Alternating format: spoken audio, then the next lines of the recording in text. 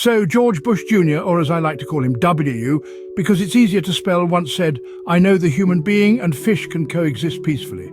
Well, W, we're still waiting for those peace treaties with the trout. Now, in the grand circus of politics, there are clowns, there are ringmasters, and then there are those who, bless their hearts, just can't seem to get their act together. And in our little tale, W comfortably fits into the latter category. His tenure was, let's say, spiced up with a generous helping of blunders and gaffes that will forever have a special place in the annals of political history. Remember the time when he boldly declared, "They misunderestimated me." Oh, the irony. And let's not forget the time when he tried to exit through a locked door after a press conference in Beijing. The look on his face, priceless. But hey, we all have our off days, right?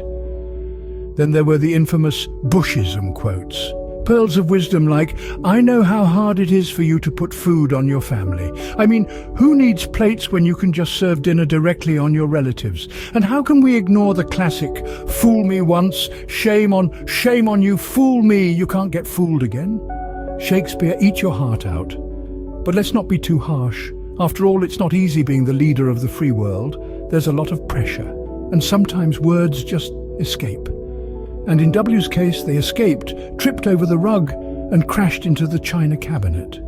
Yet, in a strange, surreal way, these gaffes, these Bushisms, became a part of his charm. They made him human, relatable, and gave us all a good chuckle. And really, who couldn't use a good laugh in these trying times?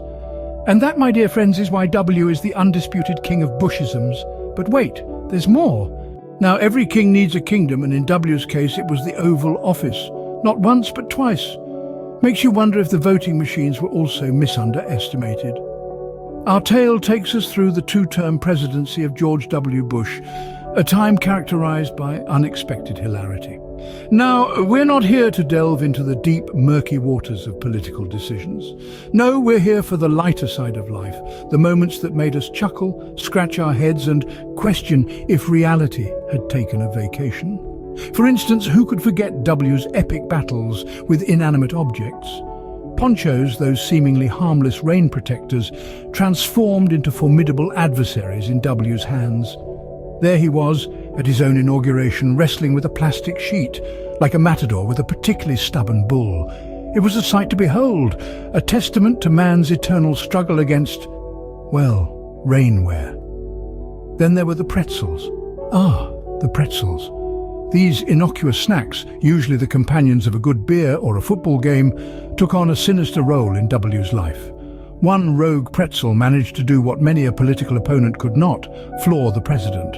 Thankfully, W lived to tell the tale, and the pretzel's attempted coup d'etat went down in history as one of the funniest presidential mishaps. And let's not forget the shoes. If you thought dodging questions was a political skill, you haven't seen W dodge a shoe. Or two. In a press conference that went from mundane to dodgeball championship in a split second, W showcased his reflexes, ducking not one but two shoes thrown at him. It was a performance worthy of an Olympic gymnast, a moment that will forever be etched in the annals of presidential athletics. And so, after 8 years of dodging shoes and mixing metaphors, W left the Oval Office. But the legacy of his hilarity lives on. From pretzel-induced fainting spells to poncho wrestling matches, his presidency was anything but dull. And for that, we thank you, W. Here's to the laughter you brought into our lives, intentionally or not. So, what's W up to now? Well, he's taken to painting. Yes, you heard right. The man who once struggled to open a door is now creating art. Talk about a plot twist. It's as if Picasso decided to run for president. Bush, the artist, is a far cry from Bush, the commander-in-chief. His canvas, a smorgasbord of subjects from adorable puppies to portraits of world leaders. I mean, who wouldn't want a Bush original of Putin in their living room? It's an amusing paradox, really. The man who once commanded armies and navigated international relations is now dabbling in brush strokes and colour palettes. It's like watching a rhino delicately arrange a bouquet of flowers. But hey, who are we to judge? Art is subjective after all, and there you have it. From leading the free world to painting dogs, George W. Bush's life is a masterclass in unpredictability, or as he would say, strategery.